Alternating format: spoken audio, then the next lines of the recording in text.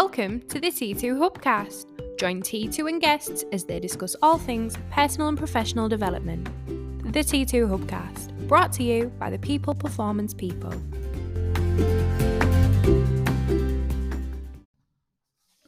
So welcome to the T2 Hubcast with me, Martin Johnson.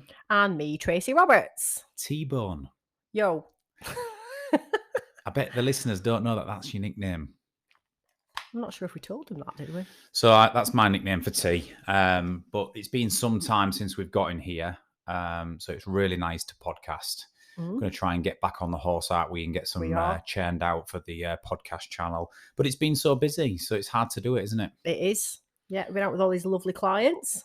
But it's not an excuse. We'll get back on the horse and there'll be more content coming soon. So for this conversation, T, we're going to talk about dealing with conflict, engaging in healthy conflict. Yeah. We talk about this all the time in our team sessions, don't we? That the best teams are those who can have the challenging conversations. They're not afraid to disagree, to challenge the status quo, but they do so in a way which is productive, without the chimp, without emotion. Conflict in Lencioni's model, this is where it comes from in terms of Patrick Lencioni's 5 dysfunctions. It's the second tier of the pyramid, which says people who they use the word conflict. Yeah. We don't like that. We're ex-military. Where we come from, that means killing people. It can have that effect on some people, can't it? Yeah. We prefer healthy challenge and debate, but we'll go with Lencioni's model of conflict. Listen, what we're saying here is teams who are not afraid to challenge and disagree and have the contentious discussions and, about things they need to have are high performing. Those who avoid it because they're not very good in conflict, because they either don't like it so they shy away, or they don't deal with, they just let their chimp out and deal with it ineffectively, they're not high performing teams. Yep. So let's take that level of the Lencioni model, that fear of conflict, and let's talk a little bit around how groups and teams and individuals can engage in healthy challenge. That's what I want to use, healthy challenge, a little bit more. Yeah, sounds good. You've talked about radical candor before in this area. It's a similar line, isn't it? It is, but I think this is an extension of that, and actually why, this is the why, isn't it? Why people don't want to go into that conflict conversation and what they're scared of as part of that, why they don't do it. So yeah. Okay, so in order to do this, let's look at 2 aspects. When I'm dealing with teams who are struggling with this, or when we're working with teams, should I say, who are struggling with this, I always come at it from 2 angles. If you're going to have healthy challenge and you're going to engage in conflict but make it productive, there's 2 sides to it. Number one, there are certain people in teams who don't mind conflict, right? They're comfortable in it. Yeah. And people listening to this will resonate which side of the fence you sit on. But there's those people who don't mind it, but they steam in. They've got no filter, and they don't really make other people feel confident and comfortable in entering the conflict. Yeah. Does that make sense? Yes. So it's those who are a bit too blunt, a bit no filter. They don't basically us in shadow, is what you're saying. Yeah, absolutely. But they don't mind having it out. Yeah, absolutely. So there's those people. And then there's the other side of the fence, the people who are very, very courteous and mindful of how they challenge, but they don't have much armor.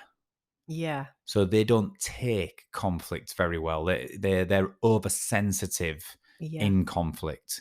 So we use this. I think the first point to think about is, which side of the fence are you on when it comes to conflict? Are you someone who doesn't mind it, but you don't really deliver it effectively and productively, that productive challenge?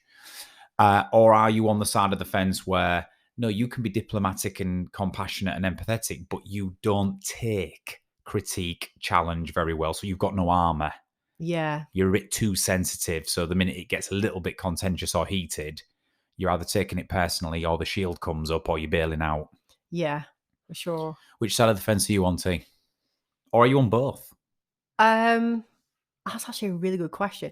I think I'm in a place where I like healthy conflict, or healthy discussion, or, contentious discussion, because I think it brings growth and I'm comfortable in that space. So I don't mind going into a conversation like that. That comes from my it, for those of you who know Prince. I've got no problem with that at all. I'll make a big decision. I'll state a difficult thing. But my two, if it gets out, that it feels personal, very personal, sometimes that's when I find my armor fails me a little bit, if that makes sense. So if there's something to back it up and there's facts and all those things around it, and I can see where I can get growth from it, I'm absolutely fine with it, and I'll go in there and approach it.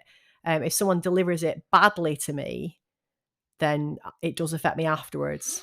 Yeah. Although it won't look like it at the time. So this is what I was going to say about you. I agree. I think you're quite good at productive challenge. Yeah. Even though you have got the dominance, I know you use numbers there, but if people are listening and you don't know what T means, we've got certain unconscious motivators which are numbered 1 to 9, and we've done our testing, which means we know what motivates us.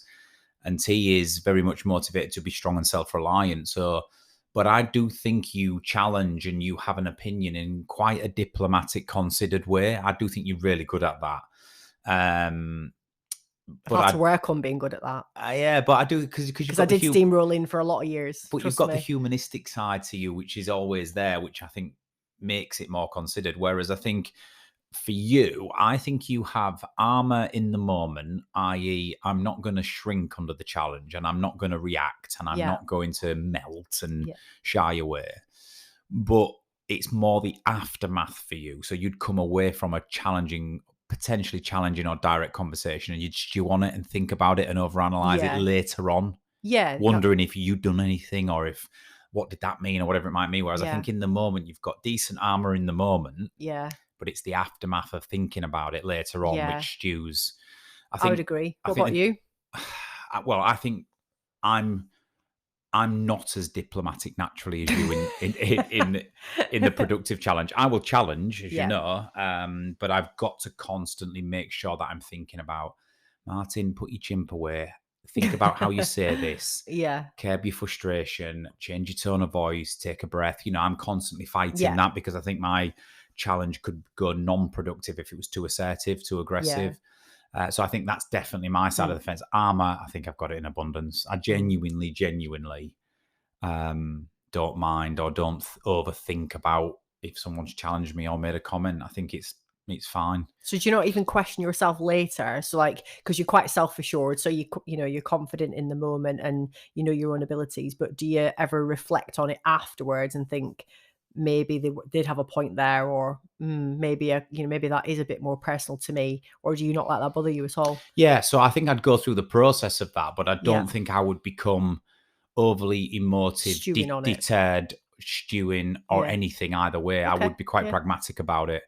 But I guess it's quite a reflective conversation, this, because whether it's the position I'm in this organization or in whatever, but I don't really generally, and this is an interesting one, I don't really genuinely feel like I'm in conflict. Yeah, I know what you mean. I can't remember the last time I went away and thought I'm in conflict with that person, or that was a conflicting situation. I think that's interesting because we're very similarly made up like that, and I don't feel like that either. So, but we have obviously had discussions like that. All of us in here with people we meet in our sessions, really healthy debate, people on a daily basis. You do, but it depends on the way you see the world, doesn't it? I see it as something you either, you learn from a situation or you grow from a situation, regardless of what that is.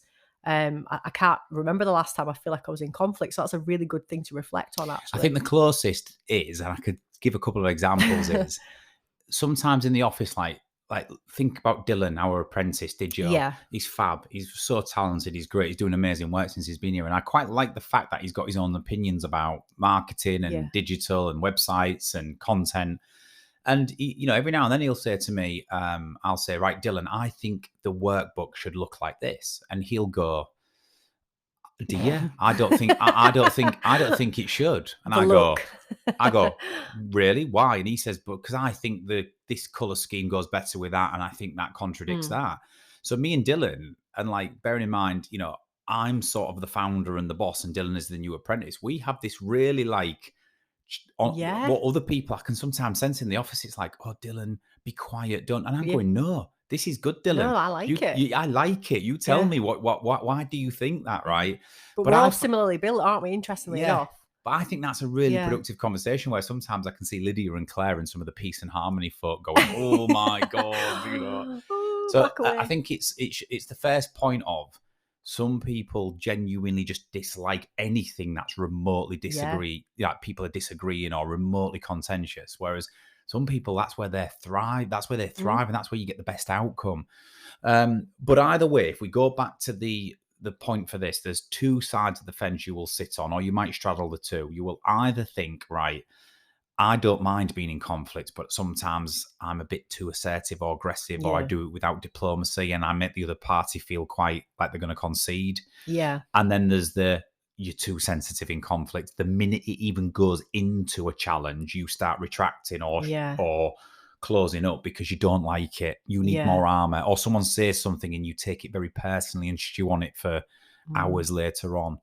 Conflict happens for me. Healthy challenge being the word, happens when you reach that chasm of, we are absolutely being honest, authentic and challenging, but we've got our armor on. It's for the greater good. And we're not going to be overly sensitive either during or in the aftermath of this conversation. And it's how well prepared you are for that, isn't it? Knowing how you are made up, for sure. Yeah. And it's hard because if you've got two people who are very straight talking, they could easily enter into challenge, but it might not be it might not be healthy. Yeah. If you get two people who are low on armor, they'll just avoid the issue, skirt around it and not actually address it, which then it festers. Worse. And if you get one person who's comfortable in conflict and one's not, that could be the biggest discrepancy, because you might have one dominant person who's been overly blunt and not considerate, and you might have one person who that might affect their next 2 weeks. Yeah, and they might not even say anything, so you won't even sort of see the depths of how it's affecting someone, maybe. Yeah. So let's break them down. If we was to look at each, like, what are the potential opportunities based on which side of the fence you sit on? So let's start with productive challenge, first of all. If you are going to deliver productive challenge, then there's a couple of principles you probably got to think about. The first one, I always want to start with this, is if you're going to engage with productive challenge, you have to eliminate or avoid microaggressions. Not the prejudicial ones, just the general microaggressions. So I'll give you an example, T. It's like, usually when we're about to challenge somebody, we'll start off with something like, yeah, but T, I disagree. Not being funny. I'm not being funny, but... Yeah. Or, with the best will in the world. Yeah. Do you know what I mean? When you start off with these, what we call microaggressions, they're not exactly signaling, listen, we're here to collaborate and get the best outcome. It's signaling, I disagree with you, or you're an idiot. Yeah. Or I'm about to exert why I think I'm right, you're wrong. And I think there's better ways to enter into challenge than a microaggression. Okay. And I've had many chats with leaders on this too who go, well, there's nothing wrong in saying in a meeting, can I just challenge that? And I'm like, yeah, there's nothing wrong. If the other party is also comfortable with that, they would use that language. And if that's the case, you can use that. Yeah, of course. But most of the time it isn't like that, is it? Most of the time it's not. It feels more one-sided generally. And particularly if you've got someone with a dominant personality, it comes across really, really direct. And instantaneously someone's backs up as a consequence of that. So. There's loads of examples of microaggressions with the best will in the world. Can I just challenge that? You're not going to like what I'm about to say, but even little things like, can I play devil's advocate? That's a softer one. Yeah. But I'm almost saying to you, I disagree with you. Yeah. Do you know what I mean? And then there's more extreme forms of microaggressions, you know, where you can just clearly show your disapproval for what somebody's just said. Either way, we've got to eliminate microaggressions if we're about to challenge, which links into point 2 for me. How do you do that? Well, was you going to say something then? Or? No. I always say, in order to eliminate microaggressions, you've got to show an appreciation for the situation or for what that person has just said before you come with your alternative. Yeah. Yeah. Do you know what I mean? Yeah. It's like, Tracy, you make some really good points. I completely understand where you're coming from because of X, Y, and Z. Because then rather than just shoot you down and disagree with you, I'm just showing that I've understood.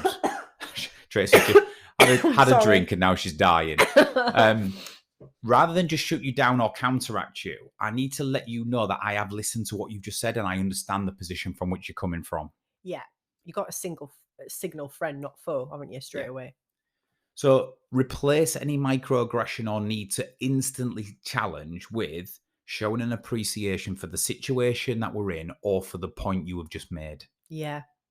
I think that's a really good point, yeah. And some people say, yeah, but Martin, isn't that just going, Tracy, I completely understand where you're coming from, but you're wrong. You know, Yeah. I just think it's a really important part to signal, listen, this is a good conversation. And I just want to let you know that I understand what you've just said and where you are at. That's a good way to be open in any conversation. Everybody just wants to be heard, don't they, at the end of the day? So yeah. Yeah. Productive challenge. You need to eliminate microaggressions, number one. The way you can do that is to show an appreciation for the situation we're in or for the standpoint or the point of view you have just made. I think that's really important. Avoid talking over others in conflict. Yeah. When sort of me and Scott and you, I'm just using examples of here at T2. Everyone with gobs, basically. Yeah. Yeah. It takes real understanding to not talk over each other because you're excitable sometimes in challenge and your brain's working really fast. Your brain goes to, what your opinion is straight away, doesn't it? And focuses on the past experiences and things that you want to draw from. And therefore you want to get them out. You feel passionate about it. And as a consequence, sometimes you'll just be talking and not realize that you are over speaking people sometimes. It's a big one for me, that. I'm still, if anything, I'm guilty today of wanting to jump in too early when you're having a debate about something and it could be challenging. It might be trying to find the right outcome. And I'm just, because my brain works fast and I'm a bit of a speaker thinker, not a thinker speaker. I'm wanting to jump in. But I think the reason that's a bit of a no-no with productive challenges because I could piss you off at any second. You're probably doing this if someone says, can you just let me finish? Just 1 second, let me finish. But then people who are more unlikely to speak up might not say that. They might just sit there and let you speak. And the whole time they're thinking, I just want to get a word in. Can you stop talking now? And then actually the anger and frustration just builds in the background, doesn't it? But productive challenge needs you to be able to not over talk with the person or talk over the person, let people finish and have a two-way conversation. One of the things that I'm interested in, is I think surely productive challenge and a challenging conversation is only productive if at the end of that you reach a desired outcome and an agreed next action. Yeah. Otherwise, it's just left wide open, isn't it? And people make of it what they wish. Don't you think that's what happens quite a lot, though? It's like meetings, isn't it? When you talk about stuff and you all talk about a load of stuff and put your opinions in, then you leave and you think, well, what we're doing then? Yeah, it's that whole let's agree to disagree sometimes, isn't it? But there's nothing else. Yeah, there's got to be a so what at the end, doesn't there? In the absence of next actions, I don't think any conflicting or challenging discussion is productive. Because you all go away and go, right, I've said my piece and I've put my opinion forward, but so what? It's just like chucking a grenade in the room, isn't it? That's it. There's no good's going to come of it. You need to be able to come up with a solution or at least find a pathway to the successful outcome. You might not have the answer there, but there's definitely got to be a next step, hasn't there? So I think arguably one of the most important points on this side of the fence is no challenge will be productive and healthy in the absence of agreement and next actions. Otherwise, you've just had a good old brains Barney, a good old chat for nothing, and we're still in completely separate places. Before we move on to Armour, any more from you on this in terms of thinking about how we can have more productive challenges? Certainly, if you just shoot from the hip and you're a straight talker. Yeah, well, I think it's maybe easier and harder if you're a straight talker. It's harder to hold back and harder to say the right things because you just spit it out. Sometimes it doesn't come out wrong. But you're more likely to speak up. So I suppose that's the plus point. If you're someone who's less likely to say something, you almost need to prepare yourself before you go and have the conversation. So when we're working with people who openly say I find it difficult. I'm more of an introvert. I do want to say my piece, but when I'm in a meeting with lots of strong personalities, I definitely would start to say something, but would be pushed back in my box, or I won't even approach the subject. The advice I normally give them is maybe think about some sort of script, so to speak, maybe not to follow it exactly, but to write down what they want to get out before they get to the situation, because quite often they'll be overpowered or they'll have a bit of a lack of confidence and actually won't say the right things at the right time. So I think from both perspectives, it's actually probably wise to think about what you're trying to land. So what's the problem? What's the possible solution that you can see, and what do you think the outcome should be? And I think then if both parties kind of look at it from that perspective, they're going to almost even each other out a little bit. Yeah, and we'll come on to it with Armour in a second. There's two really types of conflict or challenge you're going to enter into. One, which you know is coming. Yeah. So you've got a meeting, you know you're going to discuss prep. this, you know potentially it's going to be contentious. And then the spontaneous challenge. One where you're in a meeting, something crops up, and then there's a disagreement. So the one where you can plan. That's a danger zone. Yeah, it is. The one where you can plan for it, scripting, understanding the situation, pre-preparing how you want to field that challenge and how you want to be able to articulate yourself is really good if you're not comfortable in it. Yeah. If it's spontaneous challenge, it's harder. Yeah. For sure. And that's probably where we get more questions, I think. Yeah. Well, let's go into that because this is where it comes into armour. So on the other side of the fence, then you also need to have what we call a good level of armour, which means you cannot be overly sensitive. You cannot take everything to heart. You know, everything somebody says, generally people with low levels of armour take things personally, stew upon it, you know, make mountains out of molehills, put 2 and 2 together and come up with 56. You know, we know the profiles of these type of people, but you're never going to be good in healthy challenge if you haven't got a decent level of armour. No, not at all. So you can develop it. You just need to know if you've got low armour and how you can develop it. Yeah. So I think the first thing I'd say to anybody with low levels of armour is you got to manage your chimp more than anybody. For people who don't know what the chimp is, it's our chimp brain, our survival, fight or flight brain, which is constantly scanning for danger and threats. And I think people with low levels of armour have an overactive chimp. Everything's a threat. Everything's going to expose me. So you need to be prepared by saying, look, I'm going to feel this way, but you got to sit in it. That's fine. It's not personal. It's very rarely is it personal. Engage in the process. Yeah. You got to do that to start with. I put assume best intent. It's easier said than done. But I think most people without armour are the opposite. Yeah. They assume ill intent. I think a lot of us do when it comes to conflict or fruity conversations, don't we? But that's the right place to come from, is that usually it isn't personal, but we assume it might be. Yeah, and I think what you then do, and the psychology of that is, if you assume ill intent, or you're predisposed to assume ill intent and be very guarded and protective, then, you know, you're not leaving yourself very open to be proven wrong. It's where a closed loop kicks in, etc. Yeah. If you assume best intent, unless it transpires that the intent is ill, and we'll go down that road, but you've got to assume best intent. This conversation is for the greater good. Yeah. Nothing about me being wrong, you being right, Yeah. it being at my expense. Let's assume best intent. It's easier said than done, but if you can try and start from that position, I think it's a good thing. I put here as well, try to respond, not react. Yeah. We react because of that response. We'll react in the moment based on how we feel and with the first thing that comes to our mind. Sitting on your hands a little bit in conflict, if you've not got great armour, to try and just think rationally and pragmatically will maybe enable you to react and not just respond when you have the feeling. Yeah. So bit of freezing, bit of pausing. How do you do that? How do you buy yourself a bit more time in conflict? Ask questions. Yeah. So if you're triggering me, T, because I feel like you're personally attacking me and that you're telling me that I'm wrong and all my ideas are rubbish and you could do it better, I need to ask, if I can ask you a few questions, just right, T, explain to me. Yeah. Explain to me what draws you to that conclusion. Put it in context. What's the alternative in your head right now then, T? If I can ask you a few questions, I'm not just coming back feeling completely attacked and like you're calling my baby ugly and I'm having to like defend. Well, let's say here, you're Yeah. very influential at T2 and you've got lots of ideas. Sometimes you've got ideas on things which is about the business. And if I was very, very defensive with low armor, I could get very, but for me, I just like, tell me about that, T. What do you think that could do for us? How could that work? Ask questions.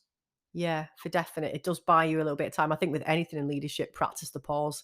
I always remember that, because no matter what, you're not going to get a bad outcome from that, are you? No. I also put here, don't leave the conversation and bail out. Right. A lot of people do check out early. I know, and then it's so hard to get it back because it's awkward. It's gone badly wrong. Someone's left. Someone stormed out. It's all a bit, don't leave the conversation, but you can try to cool it down.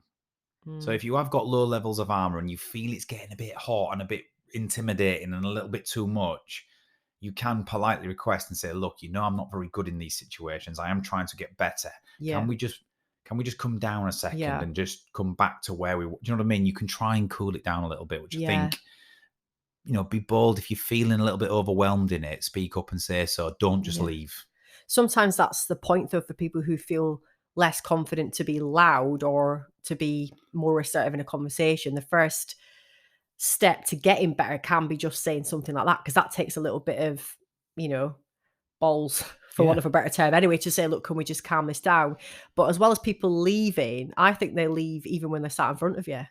I think you can check out as a human very quickly, and actually your active listening, your conscious listening is terrible, and your brain just goes to fixing mode, or a different opinion, or you're trying to sort of hypothesize in your own head what the outcome's going to be. And you could be sat talking to someone. It's like that thing, if you want something from your husband, ask him something when he's watching football, because he's not listening and he'll just say yes. It's exactly the same thing. Someone has put you in that box, and instead of actually physically going, you go and you're not listening anyway.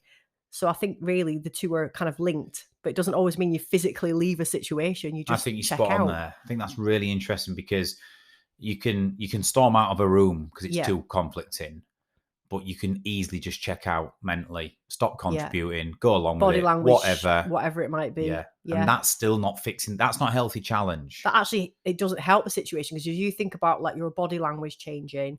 People who have got high EQ can see that you've checked out. That just irritates them even more. And they can almost see the subliminal messages going across your head as you're sat there. And even like your language, things that you use, that you're not really fully listening. I think that just makes the situation worse sometimes. Yeah. So we've got to be really conscious of that. And I think your body language and the way you use your words is a big part of that, isn't it? Yeah. And someone once, when we was talking about this, somebody once said to me, yeah, but Martin, if you've got your armor on all the time, is that not a bad thing as well? Because sometimes you need to be a bit vulnerable and you need to show a little bit of vulnerability and all the rest of it. I said, yeah, absolutely. But for me, that's a different thing. You need to have armor on in challenge. And armor doesn't mean that you're absolutely batting everything away and blocking everything. Armor just means that I am not going to receive a dagger through the heart on anything that is said today. I've got my armor on, we can engage. But I'm also not putting my shield up and having my sword ready either. No. I've just got my armor on, right? I think vulnerability comes into it when trust and rapport is established. If two people have high degrees of trust and rapport, then arguably I don't need my armor. No, because my level of rapport with you is so high and my trust in us and this conversation is so high that I can take my armor off and be vulnerable and we'll get to an outcome. Yeah. I think when absolutely, you got trust rapport, essentially, to keep the analogy going, you go into war with that person because they'd have your back. So you wouldn't need. But in a typical organization, the amount of people we've just described in relationships is minimal. Oh, yeah. So in the vast majority of healthy, challenging conversations, you're going to need your armor on. Yeah. Because in the absence of trust and rapport, high degrees of it, you're not. That's not going. Yeah, there's more risk there. So you've got to develop your armor to be able to engage effectively with it. You do, yeah. Right, a minute to go, T, and I could talk to you all day about this. However, and we'll probably come back and do a bit more on it. But anything else that we've discussed, you've got to be able to have productive challenge. To do that, you need to have a level of compassion, diplomacy, and do some of the things we've talked about. And you've got to have your armor on if you're sensitive. In the chasm, in the middle ground is where healthy conflict takes place. Yeah. Would you agree? Yeah, 100%. And you've got to encourage the conversations. So if you know that people are going to struggle with that, then try and find a middle ground. Encourage those who are not normally confident and actually bring them into the conversation, help them along. And likewise, if you're someone who's not good with that, guide those that are too loud and too in your face about it to kind of come down to your level a little bit. Set some ground rules for conflict in meetings. What are our ground rules? Well, I've not got much armor. You've got this. Let's meet in the middle. Absolutely. T, enjoyed that. Something to think about. We'll leave it there and we'll probably come back and discuss this further. Thank you very much. Thank you. And we'll be back shortly with another T2 Hubcast.